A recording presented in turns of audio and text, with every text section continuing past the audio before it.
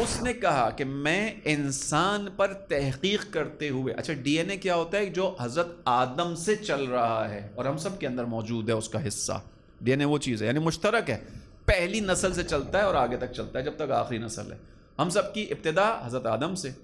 اس محقق نے کہا کہ میں نے جو انسانوں کے اوپر ریسرچ کی ہے، جو تحقیقات کی ہیں، اس تحقیقات میں میرے سامنے ایک چیز آئی ہے، اور وہ یہ آئی ہے کہ اس انسان کی خلقت اس زمین پہ نہیں ہوئی ہے.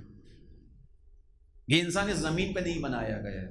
کیا مطلب ہے اس جملے کا؟ سائنس پہنچی ہے یہاں تک ڈی این اے کے تھرو، ڈی این اے پہ ریسرچ کے ذریعے سے، کہ یہ انسان اس زمین سے نہیں بنایا گیا، اس زمین پر نہیں بنایا گیا. کہاں بنایا انسان؟ خداوند عالم نے کہاں بنایا تھا حضرت آدم کو؟ آسمان پر بنایا تھا. بنا کر کہاں رکھا تھا؟ جنت میں رکھا تھا. پھر وہاں سے ایک خطا کے نتیجے میں زمین پر بھیجا گیا. بس امام کا انتظار افضل اعمال امتی انتظار الفرج ہے. کوئی بھی حالات ہوں، کیسے بھی حالات ہوں، میرے مہدی کا انتظار کرتے رہے نا. راضی ہو کے نہیں بیٹھ جانا کسی حکومت کے اوپر کہ یہ حکومت اچھی ہے، حکومت اچھی نہیں. ٹھیک ہے، اس حکومت کے ساتھ زندگی گزارنی ہے، گزارو. جو طریقہ ہے ملک میں زندگی گزارنے کا گزارو، قوانین کی پابندی کرو، قوانین کی پاسداری کرو، لیکن انتظار کرو میرے نمائندے کا. اب ہم سب آگے، ہم نے کہا پروردگار ٹھیک ہے، ہم آمادہ ہیں تیری مدد کریں. کیا کریں مدد تیری؟ کیسے مدد ہوگی؟ خدا کہے گا کہ وہ اسباب ڈھونڈو جن اسباب کی وجہ سے میرا نمائندہ پردہ غیب میں نے اس لیے تھوڑی بنایا تھا کہ وہ پردہ غیب میں بیٹھا رہے. امتیں بھول گئیں کہ وہ امام پردہ غیب میں بیٹھا ہوا ہے. 1200 سال ہو گئے. تمہارا کوئی اپنا عزیز رشتہ دار جاتا ہے تھوڑی دیر کے لیے کسی جگہ چلا جاتا ہے، فون کر کے پوچھتے ہو کیسے ہو، کب آؤ گے؟ مہدی فاطمہ سے کوئی پوچھے کب آئیں گے، اس پوچھنے کا جو طریقہ کار ہے وہ کیا ہے؟ دعائے ندبہ ہے. دعائے ندبہ جو مومنین پڑھتے ہیں وہ جانتے ہیں. یہ مومنین وہی امام مہدی کو میسیج دیتے ہیں، مولا کب آئیں گے؟ انتظار میں تڑپ رہے ہیں. این الحسن این الحسین این ابناء الحسین. کہاں ہیں حسن، کہاں ہیں حسین، کہاں ہیں امام حسین کے بیٹے، کہاں ہیں؟ این اقمال المنیرہ، وہ چمکتے ہوئے چاند کہاں ہیں، ستارے کہاں ہیں؟ یہ سارے جملے اسی کے ہیں جو انتظار کرتا ہے. بس عزیزان محترم، تیاری کرنی ہے، آمادگی کرنی ہے، ساتھ دینا. خدا کرے آؤ مدد کرو، خود تیزی کے ساتھ آگے بڑھیں. تھوڑا سا اور ایک درود سے مدد فرمائیے میری.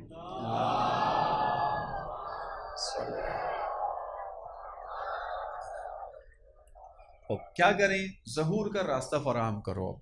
جو کر سکتے ہو یہ کرو، میری مدد کرو، ظہور کا راستہ فراہم کرو. ان اسباب کو ختم کرنے کی کوشش کرو جس کی وجہ سے ظہور میں تاخیر ہے، جس کی وجہ سے ظہور میں تاخیر ہے، جس کی وجہ سے ظہور نہیں ہو رہا. کہاں سے شروع کریں؟ اپنے آپ سے شروع کرنا ہوگا. مجھے اپنے اندر دیکھنا ہوگا، اس کے بعد اپنے گھر میں دیکھنا ہوگا، پھر اپنے خاندان میں دیکھنا ہوگا، پھر اپنے محلے میں دیکھنا ہوگا، پھر میں جا کے دوسروں کے لیے کام کر پاؤں گا. عزیزان محترم، ایک چیز کو ذہن میں رکھیں کہ جو موجودہ حالات ہیں، جو دنیا کے اندر چیزیں چل رہی ہیں، وہ خبر دے رہی ہیں کہ امام کے آنے کا وقت انشاءاللہ نزدیک ہے.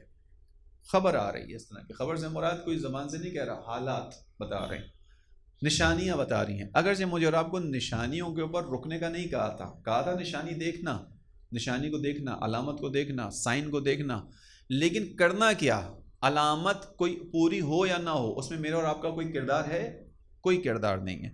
میرا اور آپ کا کردار کہاں پر ہے؟ شرائط کو پورا کرنے میں. شرائط کیا ہیں؟ اس پہ توجہ رکھنا. شرائط کیا ہیں؟ جب لوگ آمادہ ہو جائیں گے امام آ جائیں گے. شرائط ہی ہے. مثال دے دیجئے کوئی، آپ پوچھیں، ہر پڑھنے والے سے پوچھا کریں جو بات کر رہے ہو اس کی دلیل دے دو کوئی. ایسے ہی نہ ہو ہمارے اوپر سے بات ایسی تم کر کے چلے جاؤ. دلیل دو. دلیل یہ ہے کہ امام علی علیہ الصلوۃ والسلام 25 سال کے لیے ظاہری طور پر کاموں کو چھوڑ کر پیچھے ہٹے. کیوں؟ کیونکہ ان کی جگہ لے لی گئی، کسی اور کو جگہ بٹھا دیا گیا. ایسے ہی ہے. 25 سال کے بعد کیا ہوا؟ تیسرے خلیفہ کا قتل ہوا. امام علی کے دروازے پر لوگ آ گئے. جب لوگ آ گئے امام علی کے دروازے پر تو کیا ہوا؟ امام علی نے کیا کہا؟ اگر یہ آنے والوں کا مجمع نہ ہوتا، ان کے آنے کی وجہ سے میرے اوپر حجت تمام نہ ہوتی، تو میں اس خلافت کی سواری کو آگے بڑھا دیتا. امام علی کے الفاظ نہج البلاغہ میں. مطلب کیا ہے اس جملے کا؟ مطلب یہ ہے کہ امام علی کہہ رہے ہیں کہ جب لوگ آ جائیں، لوگ آ جائیں سے کیا مراد ہے؟ آمادگی کا اظہار کریں. چونکہ اس وقت جتنے لوگ تھے مدینے میں سب نے اکٹھے ہو کر کہا علی آپ کے علاوہ کوئی اور راستہ نہیں، اے علی فقط آپ ہیں اس وقت. اب امام علی علیہ السلام کے پاس جب سب آ گئے، یہی وہ لوگ تھے جو 25 سال پہلے نہیں تھے. نتیجہ کیا ہوا؟ امام علی پہ سے حجت ساقط. تو امام علی نے کہا ٹھیک ہے، تم نے انتخاب کیا، جاؤ. خدا بند عالم کے رسول نے تو غدیر میں بتا دیا تھا، نہیں تم نے خیال کیا. امام توجہ رکھیے گا، جناب سیدہ سلام اللہ علیہ نے بیان کیا، امام کی مثال کعبے کی مثال ہے. کعبہ آتا نہیں ہے، لوگوں کو کعبے کے گرد آنا پڑتا ہے. امام کی مثال کعبے کی مثال ہے، جناب سیدہ کہہ رہی ہیں لوگوں کو آنا ہے، امام تھوڑی آئے گا، امام بے نیاز ہوتا ہے، وہ خدا کا بے نیاز بندہ ہے زمین پر. اگر تم آ رہے ہو تو امام تمہاری سعادتوں کو فراہم کر دے گا، لیکن اگر تم امام کے پیچھے نہیں آ رہے تم محروم امام نہیں ہوا، تم ہو گئے ہو. بگڑا امام کا کچھ نہیں، تمہارا بگڑا ہے. امام کا کچھ نہیں بگڑتا، امام اللہ کی بارگاہ سے جو منازل رکھتا ہے وہ رکھتا ہے. امامت پر کوئی فرق نہیں پڑتا، کوئی آنچ نہیں آتی. امام کی جو ولایت ہوتی ہے وہ ہوتی ہے، اس ولایت کا ظاہر نہیں ہوا، حکومت نہیں بنی، امام کو کیا فرق پڑا اس سے؟ توجہ رکھیے گا. لہذا جو بگڑتا ہے وہ قوم کا بگڑتا ہے اگر امام کے ساتھ نہ چلے، جیسے بگڑ رہا ہے اس قوم کا. آج آپ دیکھ لیجئے اسلام کے جتنے فرقے ہیں، جتنی مصیبتیں ہیں، اسی وجہ سے ہیں کہ علی کا دروازہ چھوڑا تھا. جناب سیدہ کیوں اس تکلیف کے باوجود نکلی تھی؟ سوچیے اس بات کو. جناب سیدہ نے کہا تھا عورت کے لیے بہتر عمل یہ کہ کوئی اس کو نہ دیکھے، یہ جملہ سنا ہوا ہے سب نے. اس کے باوجود جناب سیدہ نکلی ہیں، پہلو شکستہ ہے، دروازے کھٹکھٹا رہی ہیں. کیوں؟ کیونکہ لوگ ولی سے دور ہو گئے. وہ جانتی ہیں کتنا بڑا دکھ ہے یہ، وہ جانتی ہیں کتنا بڑا مسئلہ ہے یہ کہ لوگ ولی سے دور ہو گئے، بدبخت ہو جائیں گے. جناب سیدہ شوہر، توجہ رکھیے گا، شوہر کے حق کے دفاع کے لیے نہیں آئیں. جناب سیدہ ولی خدا کے حق کے دفاع کے لیے نکلی. جو ولی خدا سے دور ہو رہے ہو معاشرہ برباد ہوگا، جناب سیدہ اس لیے نکلی ہیں، انہیں درد ہے اس بات کا. بس عزیزوں توجہ رکھیے گا. خوب خدا وند عالم کہہ رہے آؤ مدد کرو. کیا کرو؟ میرا ولی اگر اس وقت سامنے نہیں ہے، اس کی جو ظہور کا راستہ ہے وہ فراہم کرو. اب جو حالات ہیں، تیزی کے ساتھ آگے بڑھتے ہیں، جو حالات ہیں وہ اس طرف اشارے کر رہے ہیں کہ انشاءاللہ وہ وقت آنے والا ہے. مجھے اور آپ نے دیکھنا ہے کہ کیا کرنا ہے. اب ہمارے اور آپ کی ذمہ کچھ کام ہے. اسی مقدمے کے ساتھ واپس آگے بڑھوں گا کہ پاکستان کی سرزمین انشاءاللہ زمین ہے، باقی رہے گی. امام جب آئیں گے تو یہاں پر بھی حکومت ہوگی. تو ایک تو یہ کہ مجھے اور آپ نے کچھ کرنا ہے، آگے بڑھ کے کام لینا ہے. ان چیزوں کو ہمیں سکھایا گیا ہے. ہم بہت ساری چیزوں کو کرتے ہیں، ان کی طرف توجہ نہیں دیتے. کہاں سکھایا ہے؟ دعائے افتتاح جو آپ مومنین ہر ماہ رمضان میں پڑھتے ہیں، اس میں سکھایا ہے کہ پروردگار میں تجھ سے درخواست کر رہا ہوں، اللہم انا نرغب الیک فی دولت کریمہ تعز بها الاسلام واہلہ وتذل بها النفاق واہلہ وتجعلنا فیہا من الدعاة الی طاعتک. پروردگار میں ایسی حکومت کا تجھ سے سوال کر رہا ہوں جس میں تو اہل اسلام کو عزت دے گا، منافقوں کو رسوا کر دے گا. کون سی حکومت؟ امام زمانہ کی حکومت. اور پھر آگے بڑھ کے آپ کہتے ہیں وتجعلنا فیہا من الدعاة الی طاعتک. خدایا میں فقط اس حکومت کی آرزو نہیں کر رہا، میں چاہتا ہوں کہ ان لوگوں میں سے بن جاؤں جو اس حکومت کی طرف لوگوں کو بلانے والے ہوں، راستہ دکھانے والے ہوں، بتانے والے ہوں، لوگوں کو امام کی طرف رجوع کروانے والے ہوں، لانے والے ہوں. کیسے؟ جیسے سلمان لوگوں کو علی کے دروازے پہ لایا کرتے تھے. سلمان لایا کرتے تھے علی کے دروازے پہ. لوگ آتے تھے، پریشان ہوتے تھے، سوالات پوچھتے تھے، وہاں سے سوال کا جواب نہیں ملتا تھا دربار سے. لوگ پریشان ہوتے تھے، اٹھ کے جاتے تھے، کیا کریں؟ سلمان کہتے تھے کہ آؤ میں تمہیں راستہ دکھاؤں، میں تمہیں بتاؤں کہ ان سوالوں کا جواب کون دے گا. سوالوں کا جواب علی دیں گے. درباروں سے نہیں ملتا تھا، لوگوں کو مایوس ہو کے جاتے تھے. سلمان کہتے تھے آؤ میں تمہیں دروازے پہ لے کے چلوں جہاں سے سب ملتا ہے. اور ہمیں بھی سلمان کی طرح اپنے زمانے کے امام کا دروازہ دکھانا چاہیے کہ نہیں دکھانا چاہیے؟ دکھانا چاہیے کہ نہیں دکھانا چاہیے؟ تو پھر کیا کرنا ہوگا؟ سلمان کی طرح صاحب کردار بننا ہوگا، سلمان کی طرح سیکھنا ہوگا، سلمان کی طرح پڑھنا ہوگا. سلمان کے جس کو امام علی علیہ السلام یاد کرتے ہیں، سلمان وہ جس کو چھٹے امام اپنے زمانے میں یاد کرتے تھے. بس توجہ رکھیے گا عزیزوں، ہم کام کرنے پہ آمادہ ہو گئے. خدا کہہ رہے آؤ بسم اللہ. کیا کرو؟ ظہور کا راستہ فراہم کرو. کیسے کریں پروردگار؟ خدا کہے گا اپنی زمین کو دیکھو، اپنی زمین کے اندر موجود رکاوٹوں کو دیکھو، اسے دور کرو. اب مثال کے طور پہ ہم جب بات کرتے ہیں امام کی خاطر آمادگی، امام کی خاطر تیاری، امام کی خاطر کوشش، تو معمولاً ہمارے ذہن میں آتا ہے مسلحانہ جہاد. عزیزان محترم، ہر زمین کے اپنے تقاضے ہیں، ہر زمین کے اپنے تقاضے ہیں. لبنان کے اندر چونکہ دشمن سامنے کھڑا ہوا ہے، اس کا کام یہی ہے کہ امام کے ظہور کے راستے کو روکے. وہاں کے مومنوں نے اپنا ذمہ کیا لیا؟ مسلحانہ جہاد ہے. وہاں پر حزب اللہ ہے، لڑ رہی ہے، ٹھیک ہے. یمن کے اندر لڑ رہے ہیں وہ لوگ. ہماری سرزمین پر ایسے حالات نہیں ہیں. جب نہیں ہے تو ہماری یہ ذمہ داری بھی نہیں ہے. ہمیں توجہ ہے نا میری طرف انشاءاللہ. ہمیں سیکھنا کس سے؟ اہل بیت سے سیکھنا ہے. کیا 12 اماموں نے ایک ہی طریقے سے کام کیا، یا 12 اماموں میں ہر امام کی روش الگ تھی، طریقہ کار الگ تھا؟ جواب چاہیے. ہے یا ایک ہی تھا، یا 12 اماموں کا طریقہ کار الگ تھا؟ امام علی علیہ الصلوۃ والسلام کے کام کا طریقہ، اس کے بعد امام حسن کا طریقہ، پھر امام حسین کا طریقہ، پھر چوتھے امام کا طریقہ۔ اس کا کیا مطلب ہے؟ یہ جو خدا ان 12 کو ہمارے لیے حجت بنا رہا ہے، حجت ہیں یا نہیں ہے؟ ہم دعائے توسل میں کیا پڑھتے ہیں؟ یا حجت اللہ علی خلقہ، اے خداوند عالم کی مخلوق پر اس کی حجت، یعنی آپ کا کردار، آپ کی سیرت میرے لیے سیکھنے کے لیے۔ اب 12 اماموں کے کردار میں خداوند عالم نے مختلف چیزیں رکھی ہیں کہ دیکھو اگر تم حکومت بناؤ علی کی طرح اور حکومت کے سامنے ناقصین، مارقین اور اس طرح کے افراد آ جائیں جو تمہاری حکومت کو چیلنج کریں، الہی حکومت کو، تو کیا کرنا؟ علی کی طرح تلوار اٹھانا۔ اس کے بعد کیا حالات اگر حسن مجتبیٰ کی طرح کے آ جائیں، اپنے لیے کوشش کرنا، لیکن اگر تمہیں نظر آئے کہ تمہاری جنگ کے نتیجے میں اسلام پر آنچ آ جائے گی، اسلام، مسلمان، مؤمنین ختم ہو جائیں گے، تو کیا کرنا؟ حسن مجتبیٰ کی طرح صلح کے ساتھ آگے بڑھنا۔ اگر تم دیکھو گے نہیں معاملہ اپنے آپ کو بچانے کا نہیں ہے، معاملہ دین کی بربادی کا ہے، اور شہادت بھی ہے، اور شہادت دینی پڑے گی، گھر بھی برباد ہو جائے گا، لیکن دین کو بچانے کا واحد راستہ یہی نظر آئے تو حسین کی طرح کربلا آباد کرنا۔ اگر اس کے بعد کہ تمہیں حالات نظر آئیں کہ نہیں تم اگر قیام کرو گے بھی تو اس کا اثر نہیں آئے گا، لوگوں میں ابھی وہ توجہ نہیں ہے، لوگوں کے اندر وہ جذبہ نہیں ہے، لوگ سہمے میں ڈرے ہوئے، تو کیا کرنا؟ سید سجاد کی طرح عبادت کے راستے سے لوگوں کو بلانا۔ اس کے بعد اگر حالات میسر آ جائیں تو لوگوں کو تعلیم کے ذریعے محمد باقر جعفر صادق کی طرح بتانا۔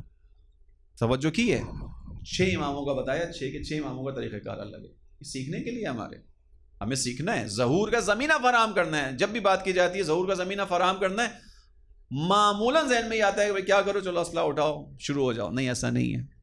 مومن اپنی ذمہ داری کو ادا کرنے کے لیے تیار رہتا ہے۔ خوب غور کیجئے گا، مومن وہ ہے جو اپنی ذمہ داری کو ادا کرنے کے لیے تیار رہتا ہے، اب ذمہ داری جو ہو اسے کرتا ہے۔ اگر جہاد کی بات آئے گی تو ادھر بھی جائے گا، ادھر بھی جانا ہوگا، وہ بات نہیں ہے۔ ابھی ہماری زمین کس چیز کی ہے؟ آئیے اس طرف آتا ہوں تیزی کے ساتھ۔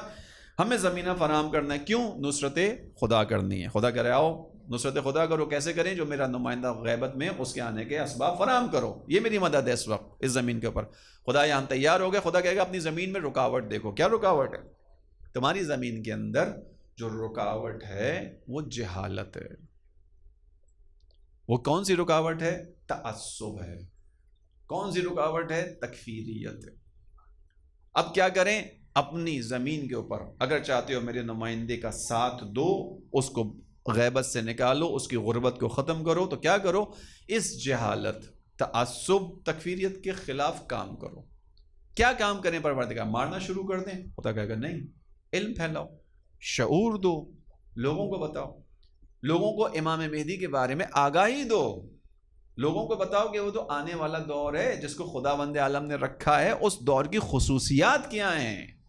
رسول اللہ کے آنے سے پہلے رسول اللہ کے آنے کی خبریں پھیلی تھیں، بہت سے لوگ رسول اللہ کے منتظر تھے، کیونکہ بتایا گیا تھا کہ وہ آنے والا غریبوں کو عزت عطا کرے گا۔ تو جن لوگوں کو کوئی عزت نہیں ملتی تھی وہ انتظار میں تھے کہ کب وہ آئے گا جس کے آنے سے ہمیں عزت ملے گی، اور رسول اللہ نے ان لوگوں کو عزت دی۔ کتنی عزت دی؟ وہ لوگ کہ جو دور جاہلیت میں رہتے تھے، رسول اللہ نے اپنی تعلیمات کے ذریعے ان کو کہاں تک پہنچایا؟ سورہ واقعہ میں خدا نے کہا وَالسَّابِقُونَ السَّابِقُونَ أُولَٰئِكَ الْمُقَرَّبُونَ، سبقت لے جانے والے اور وہ ہیں کہ جو خداوند عالم کے مقرب بن گئے۔ کون سے لوگ؟ جو جاہلیت میں پڑے ہوئے تھے، جو اپنی بچیوں کو زندہ دفن کرتے تھے، جو ایک ایک بھیڑ کے اوپر کئی کئی قبیلے ختم کر دیتے تھے، اور رسول اللہ کی تعلیمات کے ذریعے میں نکلے۔ توجہ رکھیے گا، ہماری زمین کیا ہے، ہمیں ظہور کا راستہ کیسے فراہم کرنا ہے عزیزوں؟ توجہ کے ساتھ، ہماری زمین پر بہت آمادگی ہے۔ ایک نقطہ آپ کے سامنے بیان کر دوں، چونکہ امام اللہ کی طرف سے کائنات کے لیے ہوتا ہے، ہمارا یہ عقیدہ ہے، امام گروہ کا نہیں ہوتا، امام فرقے کا نہیں ہوتا، امام انسانیت کا امام ہوتا ہے۔ خداوند عالم نے حضرت ابراہیم کو کہا انی جاعلو کا، آیت پوری کریں، کس کے لیے؟ لقبیلتک، ہم نے آپ کو آپ کے قبیلے کے لیے امام بنایا؟ نہیں۔ ہم نے آپ کو آپ کے مدینتک، شہر کے لیے امام بنایا؟ نہیں۔ انی جاعلو کا لبلدک، آپ کے وطن کے لیے امام بنایا؟ نہیں۔ خدایا کس کے لیے بنایا؟ انی جاعلو کا للناس اماما، ابراہیم ہم نے آپ کو انسانوں کا امام بنایا ہے، ہر انسان آپ کے پیچھے چلے۔ خدا یہ چاہتا ہے امامت کا سلسلہ عزیزوں یہی ہے، انسان امامت کے ساتھ چلے. خود توجہ رکھیے گا. امام مہدی کی جو بحث ہے عزیزوں، تھوڑا سا اور میں آگے بڑھ رہا ہوں، امام مہدی کی بحث ہمارے برادران اہل سنت کے یہاں موجود ہے. امام مہدی ہی کے ذریعے سے ان کے یہاں بھی روایتوں نے بیان کیا کہ اس دنیا کا خاتمہ امام مہدی کے ہاتھوں قائم ہونے والی حکومت کے بعد ہوگا. روایت ہے ان کی کتابوں کے اندر، سنن ابن ماجہ کے اندر بھی اور دیگر کتابوں میں بھی، کہ رسول اللہ سے روایت ہے کہ اگر زمین کی حیات کا ایک دن بھی باقی بچ جائے گا، ایک دن، تو خدا وند عالم اس ایک دن کو اتنا بڑا بنا دے گا کہ اس میں میری امت سے میرے آخری فرزند کو بھیج کر پہلے حکومت قائم کرے گا، پھر اس دنیا کا خاتمہ ہوگا. امام مہدی کے بارے میں ایک روایت نہیں ہے، کئی روایتیں. اور اس کا مطلب یہ کہ دنیا کی نجات کا جو ذریعہ ہے وہ خدا نے بتایا ہوا ہے، خدا نے دکھایا ہے. مجھے اور آپ کو کیا کرنا ہے؟ ہمارے یہاں اہل بیت کے ماننے والوں کی اکثریت ہے، اس کو ذہن میں رکھیے، اکثریت ہے.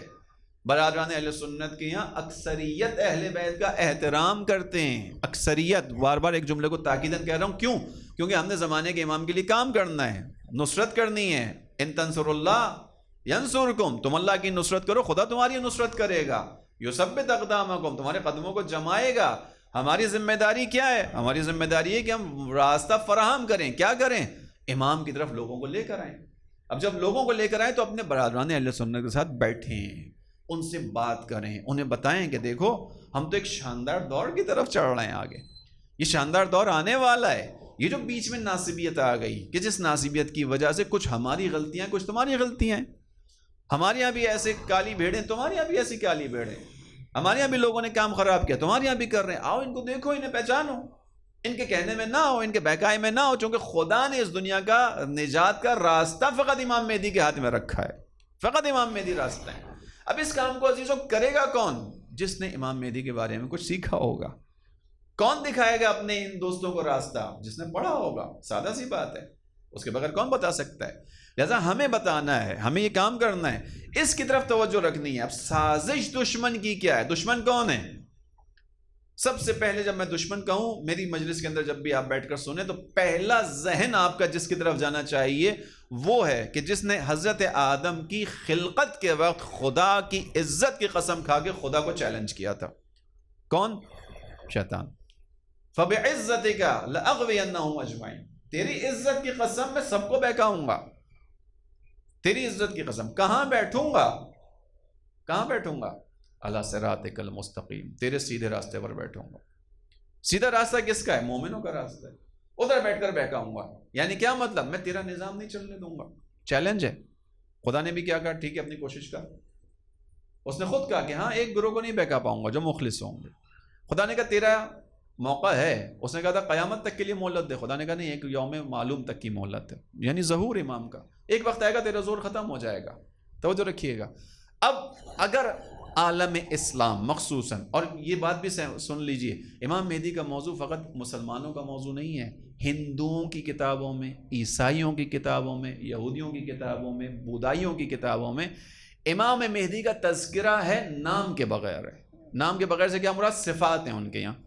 صفات بیان کی گئی ہیں. جو صفات ہمارے یہاں ہماری روایتوں میں امام مہدی کے اوپر منطبق ہوتی ہیں، ان کی کتابوں میں موجود ہیں. وہاں پر بھی ایک منجی کا تصور ہے. منجی یعنی سیویئر، نجات دہندہ تصور ہے وہاں پر بھی. ہم لوگ کاش کہ تھوڑا سا کام کر لیتے، کاش ہم نے تھوڑا سا ان چیزوں کو سمجھا ہوتا تو اس وقت دنیا کی صورتحال بہت اچھی ہوتی. ہم لوگ آپس میں الجھ گئے، لڑا دیا، شیطان کامیاب ہوا ہے. اب بھی وہی کام ہو رہا ہے. ابھی دنیا کے اندر ہر جگہ آپ دیکھیں، آپ کو محسوس ہو رہا ہوگا کہ اب اسلام ترقی کی طرف آ رہا ہے. اب اسلام آہستہ آہستہ اس منزل تک جا رہا ہے کہ زمانے کے امام کا ظہور ہو جائے. نزدیک ہے زمانے کے امام کا ظہور. دنیا کو نجات مل سکتی ہے. شیطان اپنے حربوں کو چلے گا عزیزوں، اس بات کو یقین سے جان لیجئے، چلے گا، بیٹھے گا نہیں. سب سے بڑا حربہ اس کے لیے اس زمین کے اوپر کیا ہے؟ شیعہ سنی اختلاف، شیعہ سنی لڑائی. اب کیا کریں؟ اس کو بہت اچھی طرح سے سمجھنا ہے. اس وقت جو میڈیا کے اوپر، سوشل میڈیا کے اوپر چیزیں چل رہی ہیں، وہ اسی لیے ہیں کہ آپ کے احساسات کو بھڑکایا جائے. آپ کا احساس بھڑکے، آپ فوراً پلٹ کر اس کے اوپر کچھ اور لکھ کر دیں، سامنے سے دوسرے کا احساس بھڑکے، نتیجے میں کیا ہو؟ آگ بھڑک جائے.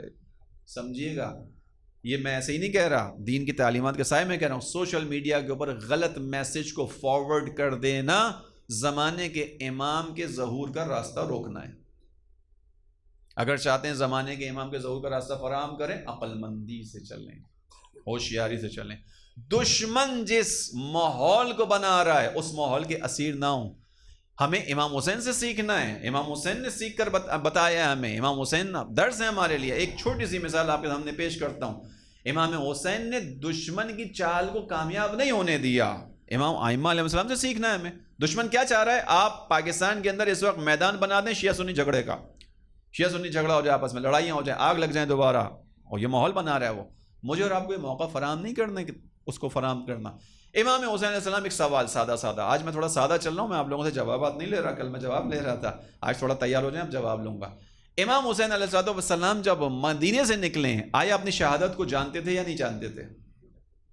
جواب چاہیے. جانتے تھے؟ جانتے تھے. امام حسین علیہ السلام اس شہادت کے لیے آمادہ تھے یا نہیں تھے؟ آمادہ تھے. جب نکل رہے ہیں، جناب ام سلمہ کہہ رہی ہیں بیٹا مت جاؤ. جناب ام سلمہ کے جواب میں امام حسین کا جواب کیا ہے؟ ان اللہ قد یرانی قتیلا. خداوند عالم مجھے مقتول دیکھنا چاہتا ہے. خدا دیکھنا چاہتا ہے کہ کربلا کے اندر یہ تمام چیزیں ہوں. اچھا جا رہے ہو تو اپنی خواتین کو لے کے نہ جاؤ.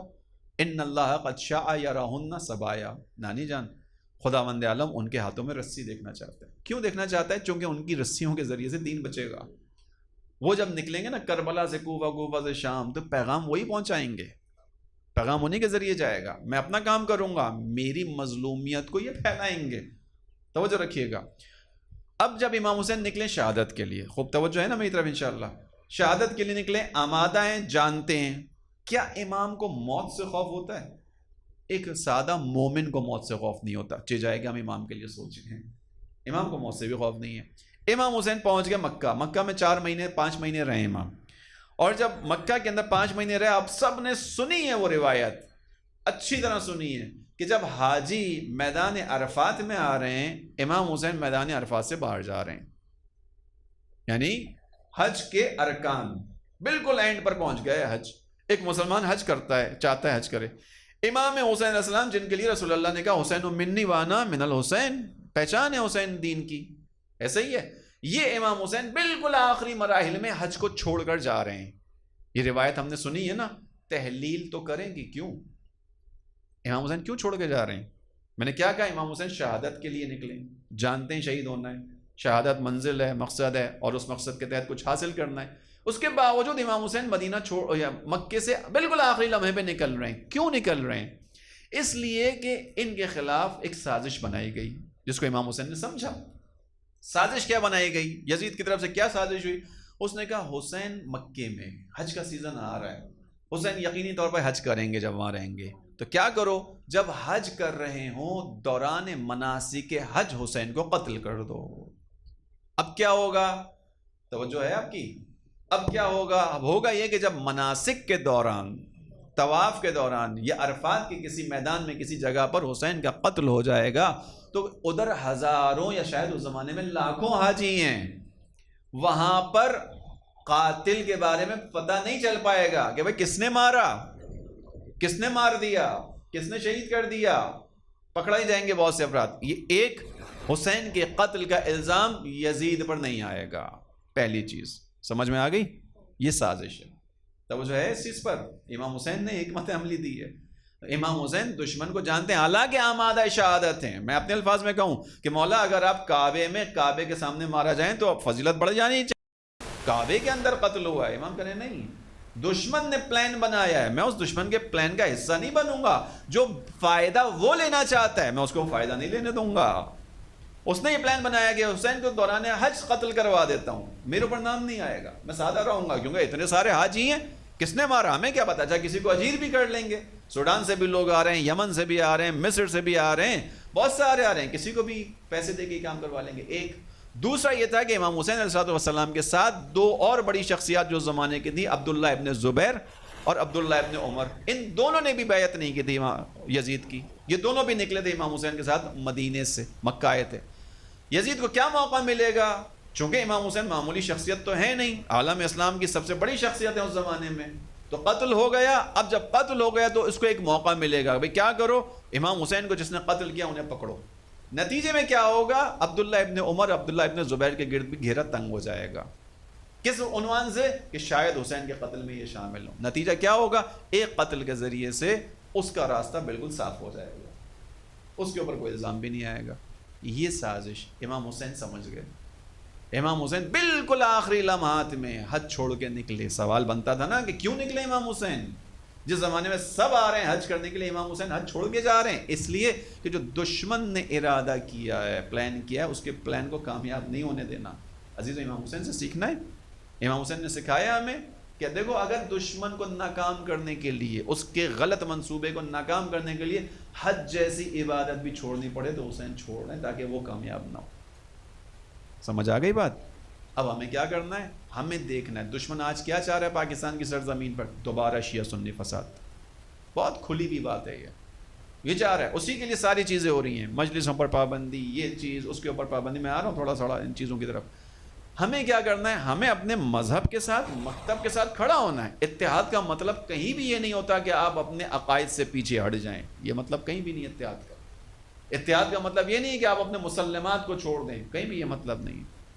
اتحاد کا مطلب یہ کہ آپ جس کے لیے جو چیز مقدس ہے اس کو نہ چھیڑیں، آپ اپنی چیز کو لے کر چلیں. واضح ہے ہمارے لیے، میں اتحاد کی بات کر رہا ہوں، اس کے ساتھ پیغام دے رہا ہوں. ہمارے لیے واضح ہے کہ ہمارے لیے رسول اللہ کے بعد جو معیار حق ہستی ہے وہ امام علی کی ہستی ہے. واضح ہے، اس میں کوئی دو رائے نہیں ہے. اتحاد کی بات ہے، بالکل کر رہا ہوں، میں بات کر رہا ہوں اتحاد کی، لیکن ساتھ میں اپنا عقیدہ بیان کر رہا ہوں. اس لیے کہ رسول اللہ نے امام علی کو معیار حق قرار دیا ہے. رسول اللہ نے واضح کہا تھا کہ الحق مع علی وعلی مع الحق. جہاں کہیں بھی حق ہے علی وہاں ہے، اور جہاں علی ہے وہاں حق ہے. اور پھر رسول اللہ نے آگے بڑھ کر بیان کیا کہ پروردگار حق کو ادھر موڑ دے جدھر علی مڑ جائے. واضح عقیدہ ہمارا، واضح ہے.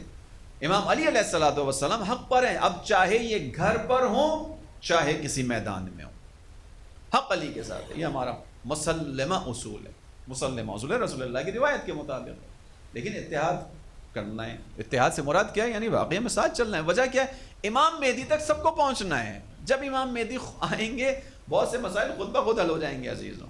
وہ آنے کے بعد بہت سے مسائل کو حل کریں گے. لہٰذا میرے اور آپ کے اس سرزمین پاکستان کے اوپر جو کام بنتا ہے وہ یہ کہ دشمن کی سازش کو کامیاب نہ ہونے دیں، جیسے امام حسین نے نہیں ہونے دیا. شہادت تو آرزو تھی امام حسین کی، مکے میں شہید ہو جاتے شاید، اور امام حسین کا درجہ ظاہری اعتبار سے بات کر رہا ہوں بڑھ جاتا. لیکن امام حسین سازش کو سمجھے، انہوں نے کہا نہیں، یہ نہیں ہونے دوں گا، لہذا نکل گیا. بس توجہ رکھیے گا، ہمیں اتحاد کے ساتھ آگے بڑھنا ہے. دشمن کی سازش یہ ایسا نہ ہو دشمن اس میں کامیاب ہو جائے. اب کرنا کیا ہے؟ ہمیں امام مہدی کے بارے میں گفتگو کرنی ہے انشاءاللہ. اس پر میں کل سے آپ کے سامنے 2-3 جو دن بچے ہیں اس میں بیان کروں گا کہ ہم خود سیکھیں گے تو سکھا سکیں گے. کل کچھ میں انشاءاللہ کوشش کروں گا دوں. مخصوصاً نوجوانوں سے دوستی کر رہا ہوں، بات کر رہا ہوں کہ جب آؤ تو کاپی پینسل لے کر آیا کرو، یا ایک پیج لے کے آیا کرو. بعض چیزیں سیکھنے والی ہوتی ہیں.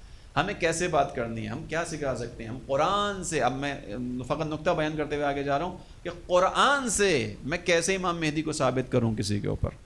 قرآن سے امام مہدی کے ہونے کو کیسے ثابت کروں. میں اسی طرح تو لاؤں گا، اور کیا ذریعہ ہے دوسروں کو بلانے کا. میں خالی زبان سے کہتا رہوں نہیں آئے گا کوئی. میں کہوں گا بھائی قرآن میں ذکر ہے، قرآن میں بیان کیا ہے، قرآن نے اشارہ کیا ہے. قرآن کو سب مانتے ہیں نا. میں اپنی حدیث سناؤں گا تو بہت سے لوگ کہیں گے نہیں یہ تو آپ کے ہیں، ہمارے یہاں نہیں ہے. ٹھیک ہے، اب اس کو سیکھنا ہے انشاءاللہ. اگر کام کرنا ہے، ان تنصر اللہ پر عمل کرنا ہے تو یہ فیصلہ آپ نے کرنا ہے. کل بھی میں نے کہا تھا خدا زبردستی کسی سے کام نہیں لیتا. خدا کی سنت کے خلاف ہے. خدا زبردستی نہیں لاتا. جس کو آنا ہے خود آئے، جس کو آنا ہے خود فیصلہ کرے. جس کو اس عزت والے لشکر میں آنا ہے خود فیصلہ کرے. جس نے نہیں آنا خدا ہاتھ پکڑ کے نہیں لے کے آئے گا. خدا فقط موقع فراہم کرے گا.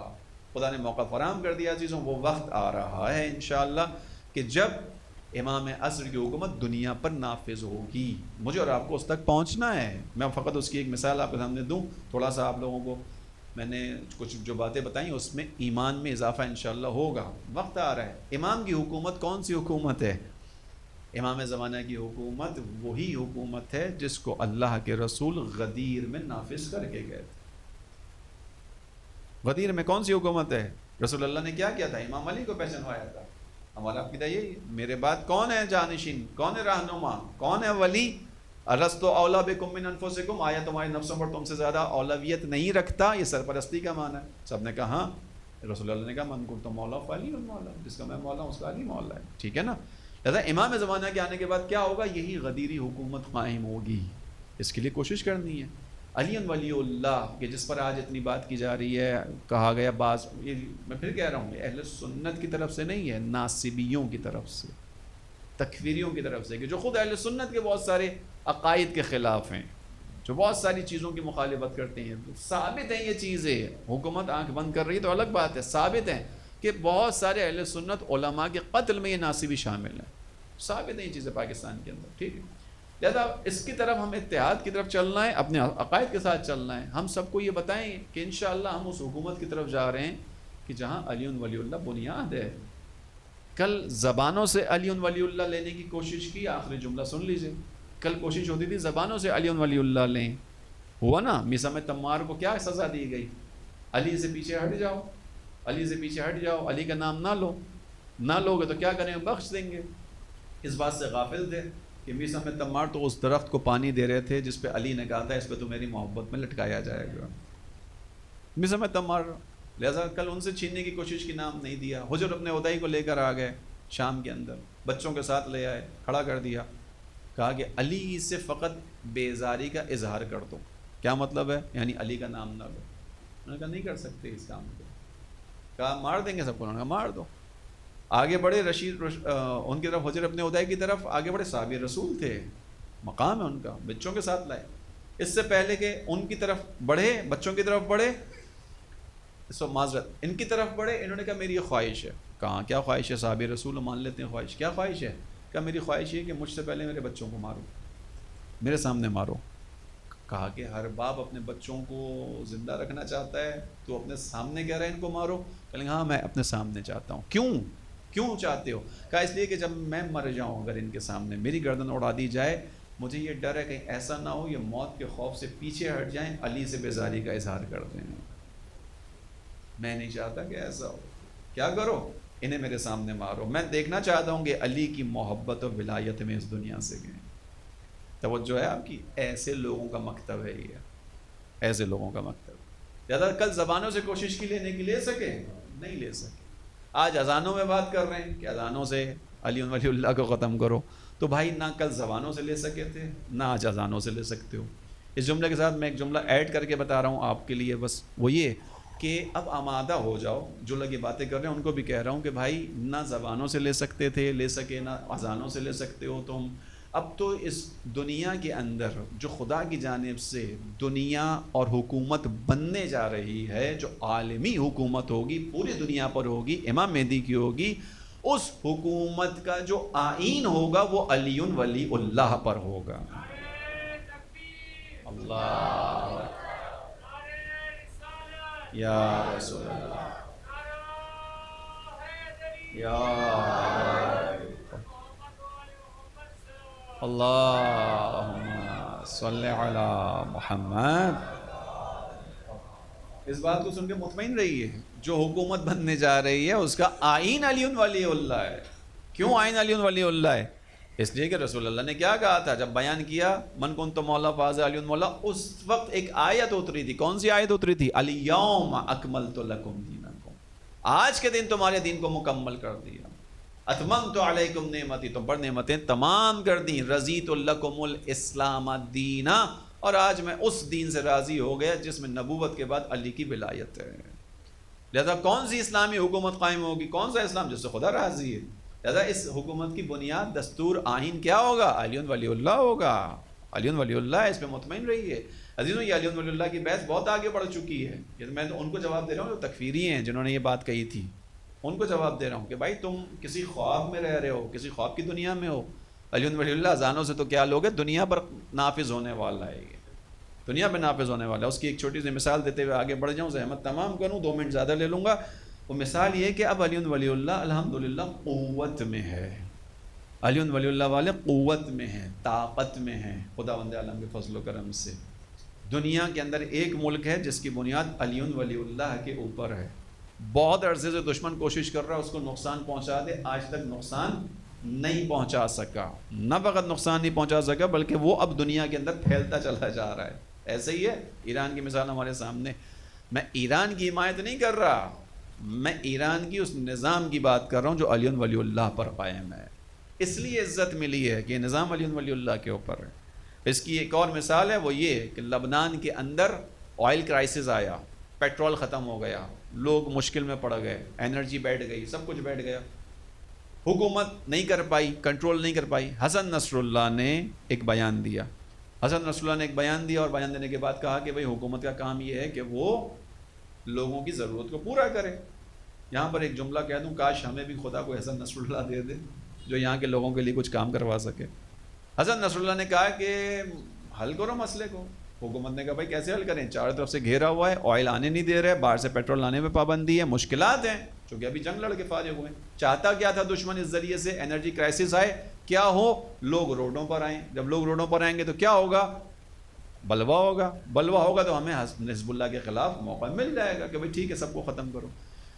اس نیت کے تحت یہ کام ہوا. حسن نصر اللہ نے کہا حکومت سے، لبنان کی حکومت کو کہا کہ آپ جناب یہ مسئلہ حل کیجیے. حسن نصر اللہ کون ہے، حکومتی عہدیدار ہیں؟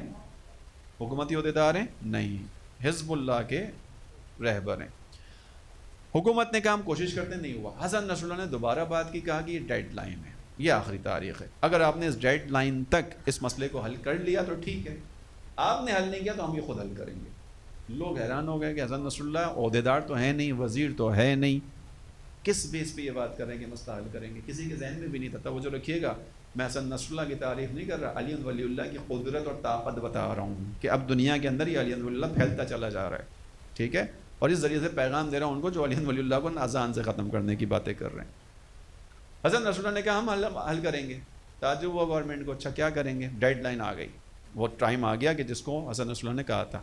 انہوں نے اگلی تقریر میں کہا کہ اب آپ نہیں کر سکے، ہمارا کام ہے، ہم کریں گے، چونکہ لوگ مشکل میں ہیں، یہ ان لوگوں کے لیے مسئلے کو حل کرنا ہے، لہٰذا اب ہم یہ کام کریں گے کہ ہم اپنے تاجروں کو ایران بھیجیں گے، وہ ایران سے پیٹرول خریدیں گے اور پھر ہم اس پیٹرول کو ایران سے لبنان لے کر آئیں گے. سادہ سی بات ہے جو آپ نے سن لی، جس کے پیچھے بہت بڑی سیاستیں ہیں. ایران کے اوپر پیٹرول ایکسپورٹ کرنے پر پابندی ہے، پیٹرول ایکسپورٹ نہیں کر سکتا ایران. دنیا کی جو بڑی طاقت ہے نا ظاہری طور پر، ان کی طرف سے جو بنے ہوئے یونائٹڈ نیشن بنی ہوئی ہے، ان کی طرف سے پابندیاں. ایران پیٹرول ایکسپورٹ نہیں کر سکتا. ایک اس طرف لبنان کے حالات ایسے ہیں کہ پیٹرول امپورٹ نہیں کر سکتا، گورنمنٹ نہیں کر پا رہی. حسن نصر اللہ نے بیان دے دیا، انہوں نے کہا کہ ہم یہ کام کریں گے. اب ہم کیا کریں گے، ہمارا تاجر جائے گا وہاں سے پیٹرول خریدے گا، ہم لے کر آئیں گے. دنیا میں کھلبلی مچ گئی ہے، کیسے ہوگا؟ انہوں نے کہا کر کے دکھائیں گے. حسن نصر اللہ وہ ہیں کہ جن کی زبان پر اسرائیلی اپنے وزیروں سے زیادہ اعتماد کرتے ہیں. تاجر آئے، پیٹرول کا معاہدہ ہوا، کس ملک کے ساتھ؟ تاکید کر رہا ہوں، کس ملک کے ساتھ؟ ایران. ایران کے ساتھ مطلب کیا کہ جس کے اوپر پیٹرول صادر کرنے پر، ایکسپورٹ کرنے پر پابندی ہے. حسن نصر اللہ نے یہاں پہ ڈیل کروائی، کہا بھائی ڈیل کرو جا کے. تاجروں نے ڈیل کی، طے ہوا، پیٹرول کشتی میں پیٹرول کو لادا گیا. اب جب کشتی نکل رہی ہے، حسن نصر اللہ نے ایک بات کہی، کہا کہ اس بات کو پوری دنیا سن لے کہ یہ جو کشتی نکل رہی ہے ایران سے لبنان کے لیے، یہ کشتی نہیں ہے، یہ اب لبنان کی زمین کا ایک ٹکڑا ہے. لبنان کی زمین کا ایک ٹکڑا ہے. کیا مطلب ہے؟ یعنی یہ ہمارا ہے. اگر کسی نے اب اس کشتی کی طرف دیکھا، حملہ کیا، تو ہمارا عکس العمل اس کے ساتھ وہی ہوگا جو ہم لبنان پر حملہ کرنے والے کے ساتھ کر چکے ہیں 2006 میں. کیا کیا تھا 2006 میں؟ اسرائیل آیا تھا، مار کے بھگایا تھا 33 دن کے اندر. حسن نصر اللہ کا بیان آیا، انہوں نے کہا یہ کشتی ہماری ہے، یہ کشتی نہیں ہے، اب اس کو کشتی مت سمجھنا، لبنان کا حصہ ہے، لبنان کی زمین ہے، اس کی حفاظت ہمارا کام ہے. توجہ رکھیے گا عزیزوں، ایران سے کشتی چلی کہاں سے؟ جہاں پر پیٹرول ایکسپورٹ کرنے پر پابندی ہے. دریا کا راستہ طے کرتے ہوئے امریکی بحری بیڑوں کے سامنے، اسرائیلی بحری بیڑوں کے سامنے، فرانس کے بحری بیڑوں کے سامنے سے یہ کشتی گزری ہے. اس کے اوپر فقط حزب اللہ کا پرچم لگا ہوا تھا. توجہ رکھیے گا، یہ کشتی نکلی یہاں سے، تمام راستہ طے کرتے ہوئے لبنان کے ساحل پر پہنچی، وہاں اس کشتی سے پیٹرول لیا گیا، لوگوں میں تقسیم کیا گیا. توجہ ہے؟ حسن نصر اللہ نے کیا کہا تھا؟ یہ ہماری زمین ہے. ملک کو دو ملکوں پر پابندی تھی، ایک پر لینے کی پابندی، ایک پر دینے کی پابندی. دونوں چیزیں حل ہوئی ہیں حسن نصر اللہ کے ایک بیان کے ذریعے سے. میں اس چیز کو اس طرح بیان کر رہا ہوں کہ حسن نصر اللہ کون ہے؟ حسن نصر اللہ علی ولی اللہ کا اقرار رکھنے والا ایک سپاہی ہے. اللہ صلی علی محمد. یعنی اب اپنے الفاظ میں بیان کروں گا، جب یہ کشتی اس دریا سے چل رہی ہوگی اور جب کبھی بھی پانی کی لہریں اس سے آگے ٹکرا رہی ہوں گی تو ان لہروں سے آواز آتی ہوگی علی ولی اللہ، علی ولی اللہ. حقیقت یہ ہے اس وقت یہاں پہنچ چکا ہے علی ولی اللہ، کوئی نہیں روک سکا. سارے لوگ کھڑے ہوئے تھے، پورے ان کے جہاز کھڑے ہوئے تھے، اتنی جو ان کی روب و دبدبہ دنیا کے اندر ہے سب ختم ہو گیا. نہیں ہو سکا. کیوں؟ کیونکہ علی ولی اللہ میدان میں آ چکا ہے. ابھی علی ولی اللہ کے ماننے والے میدان میں آ چکے ہیں. اب اس کو کوئی نہیں روک سکتا. اب آخری فرزند جب آئے گا انشاءاللہ تو دنیا دیکھے گی پھر کیا ہوگا. توجہ رکھیے گا، اس جگہ تک پہنچنا ہے. میں اب ایک نقطہ وقت بیان کر کے ختم کر دی میں نے بات کہ یہ علی ولی اللہ کے ماننے والے نے اپنے علاقے کے لوگوں کی ایک مشکل کو حل کیا ہے. حسن نصر اللہ نے فقط شیعوں میں نہیں بانٹا پیٹرول، ایسا نہیں ہوا تھا. گورنمنٹ کو دیا، گورنمنٹ نے جو طریقہ تھا اس کے مطابق کیا. اس ملک کے اندر عیسائی بھی رہتے ہیں، یہودی بھی رہتے ہیں، اہل سنت بھی رہتے ہیں، سب کی مشکل کو آسان کیا. ایک علی ولی اللہ کے ماننے والے نے پیغام دیا کہ اس امام کے پیچھے آؤ کہ جو آنے کے بعد پوری دنیا کے تمام مسائل کو حل کرے گا. اگر ہے راستہ ہے تو یہ راستہ ہے. بس میری اور آپ کی ذمہ داری کیا ہے؟ ظہور کا زمینہ فراہم کرنا ہے. میدان کیا ہے میرا اور آپ کا؟ مسلحانہ نہیں ہے. ہم مسلحانہ کی بات ہی نہیں کر رہے. کیا میدان ہے؟ جہالت ہے. اس جہالت کے خلاف کیا کرنا ہوگا؟ اسلحہ اٹھانا ہوگا. کون سا؟ علم کا اسلحہ، دلیل کا اسلحہ، بات کا اسلحہ، جس پر انشاءاللہ کل سے 2-3 دن بیان کروں گا. روزانہ ایک نہ ایک چیز سیکھیں کہ کیسے. اہل سنت کو بتائیں تمہاری کتابوں میں یہ لکھا ہوا ہے. بہت ساروں کو نہیں پتا، امام مہدی کے بارے میں پتہ ہی نہیں ہے. اہل سنت کو کیا نہیں پتا؟ اندر کی بات کروں آہستہ سے، ہمیں خود نہیں پتا، ہمیں نہیں پتا. ہم بہت ساری چیزوں کو نہیں جانتے. میں ابھی یہاں پہ کہوں کہ آؤ امام مہدی کے اوپر یہاں کھڑے ہو کے 10 منٹ گفتگو کرو، بہت سے لوگ نہیں کریں گے. یہ بات کس لیے کر رہا ہوں؟ حقیقت ہے یا نہیں ہے؟ 10 منٹ بولو امام مہدی پر، بہت سے لوگ نہیں بول پائیں گے. یہ اچھا ہے؟ نہیں، کہیں سے بھی اچھا نہیں. دنیا کو دکھانا ہے. بس توجہ کیجیے گا. علی ولی اللہ کی حکومت ہے انشاءاللہ جو آئندہ کی حکومت ہے، یعنی الہی حکومت ہے، اس تک پہنچنا ہے. علی ولی اللہ کا نعرہ دنیا میں پھیل چکا ہے. دنیا کی بڑی طاقتیں کمزور ہو چکی ہیں. اس حقیقت کو مانی ہے، دکھا دیا ہے دنیا کے اندر. ان کی طاقتوں کی کوئی حیثیت نہیں ہے. خداوند عالم نے زمینہ فراہم کیا ہے. بس اس نعرے کو میں آپ کے سامنے بیان کروں. مشکل حالات میں علی ولی اللہ کو مشکل حالات میں جو بیان کرنے کا حوصلہ ہمارے پاس ہے، یہ حوصلہ کہاں سے آیا ہمارے اندر؟ علی ولی اللہ کو مشکل ترین حالات میں بیان کرنے کا حوصلہ ہمیں جناب زینب نے دیا ہے. جناب زینب نے دیا. مشکل ترین حالات، جناب زینب کے حالات کو سوچئے ذرا سا، تھوڑا تصور کیجئے، اپنی آنکھوں کو تصور میں لے کر جائیے. جناب زینب کن مشکل حالات میں کھڑی ہیں. آل رسول ہیں، آئے تطہیر کی وارثہ ہیں، ہے نا. اس کے بعد مشکل حالات کیا ہیں؟ جناب زینب شام کے دربار میں کھڑی ہیں. کتنی مشکل ہے جناب زینب کے اوپر عزیزوں. جناب زینب شام کے دربار میں کہاں کھڑی ہیں؟ جو لوگ نشے کے اندر مست بیٹھے ہوئے، جہاں مختلف ممالک کے سربراہ یا ان کے قاصدوں کو بلا کر یزید نے بٹھایا. کس لیے بٹھایا؟ اپنی شان و دبدبہ دکھانے کے لیے. جناب زینب وہاں ہیں. مشکل حالات ہیں. تھوڑا سا اور مشکل بیان کروں. مشکل حالات میں ہیں مگر انہیں کھڑا وہاں کیا گیا ہے جہاں کنیزوں کو کھڑا کیا جاتا تھا، جہاں غیر مسلموں کی کنیزوں کو کھڑا کیا جاتا تھا. فقط ان مشکل کو سنیے اور رونے کا آپ کا اختیار ہے. اور مشکل بتاؤں، اس جگہ پر کھڑے ہو کر جناب زینب ایسے کھڑی ہیں کہ ان کے سر پہ ردا نہیں ہے. اس سے بڑی مشکل میں کیا پڑھوں؟ صاحب کا جملہ ہے، جناب زینب کے سر پہ ردا نہیں ہے. اور مشکل، ہاں ایک مشکل اور ہے کہ ہاتھ رسی سے باندھے گئے ہیں. رسی سے ہاتھ باندھے گئے. اتنی مشکلوں پہ اکتفا کر لیتے ہیں، کافی نہیں ہے، بہت ہیں مشکلیں. نہیں، میں آپ کی مشکل اور بیان کروں گا، آپ کے دل کو تھوڑا سا نرم کروں گا تاکہ آپ کی آواز رونے میں بلند ہو سکے. یہ تمام مشکلیں جو میں نے بیان کی ہیں اپنی جگہ، حسین کی جناب زینب کے لیے میرے عقیدے کے مطابق اس وقت جو سب سے بڑی مشکل ہے وہ یہ مشکل ہے کہ حسین کا سر ایک تشت میں یزید کے پاؤں کے پاس پڑا ہے. اس مشکل کو زینب کیسے برداشت کرے؟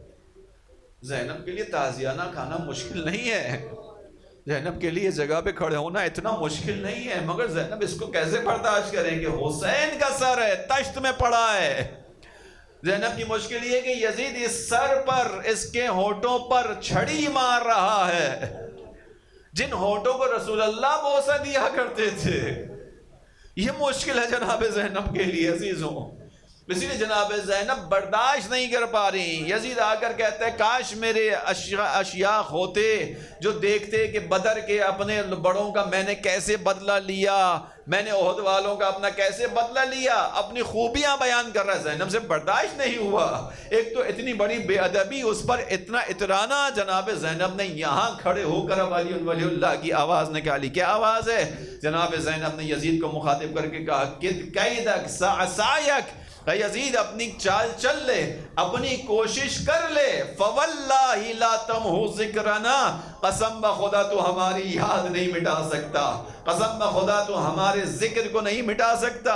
عزیزوں آپ کی طرف سے جواب دوں، یعنی اس وقت خانہ سکینہ میں جو میں اور آپ آ کر بیٹھے ہوئے ہیں، یہ زینب کی اسی قسم کا نتیجہ ہے۔ زینب دیکھ رہی ہیں گویا کہ میرے بھائی کے اوپر رونے والے آئیں گے۔ جناب زینب نے کہا واللہ لا تمحو ذکرنا، تو ہماری یاد نہیں مٹا سکتا۔ ان شدید حالات میں زینب نے یہ کام کیا۔ یہ علی ولی اللہ ہے، یعنی اے یزید تو نے جس چیز کو مٹانے کی کوشش کی ہے یہ اب پوری دنیا میں پھیل جائے گا۔ بس عزیزوں یہ ایک شام کے حالات ہیں، جناب زینب نے ان حالات کے اندر قیام کیا۔ امام سجاد علیہ السلام سے کسی نے اس شام کے اندر پوچھا مولا کیسی کیفیت ہے؟ مولا کہتے ہیں کیا بیان کروں، قریش کے لوگ جس نبی کا نام لے کر اپنا افتخار بیان کرتے ہیں، ہم اس کی اولاد ہیں اور ہمیں ایسے ہتھکڑیوں اور بیڑیوں میں رکھا گیا ہے۔ یعنی رسول اللہ کی نسبت لوگ بیان کر کے فخر کرتے ہیں اور ان کی اولاد ایسی بے ردا ہے۔ بس عزیزوں یہی شام کے مناظر بہت دردناک مناظر ہیں۔ جناب سکینہ کا ایک چھوٹا سا خواب بیان کروں، زحمت تمام کروں۔ جناب سکینہ وہ بچی ہیں جو مستقل مصیبتیں دیکھتی آ رہی ہیں، مصائب برداشت کرتی آ رہی ہیں۔ عزیزوں اسی زندان میں 4-5 سفر کی تاریخ ہے۔ جناب سکینہ خواب دیکھتی ہیں۔ خواب میں کیا دیکھا؟ دیکھا کہ 5 سواریاں ہیں نور کی جو آسمان سے اتر رہی ہیں، ان سواریوں کے ساتھ ساتھ ملائکۃ اللہ ہیں۔ ایک خادم آگے بڑھتا ہے، آنے کے بعد جناب سکینہ نے بعد میں جو خواب نقل کیا ایسے نقل کیا کہ میں نے خواب میں دیکھا کہ وہ ملائکۃ اللہ، اس کے بعد ایک خادم آگے بڑھا، آنے کے بعد مجھ سے کہتا ہے السلام علیکی یا سکینہ بنت الحسین، آپ کو آپ کے جد نانا رسول اللہ نے سلام کہلوایا ہے۔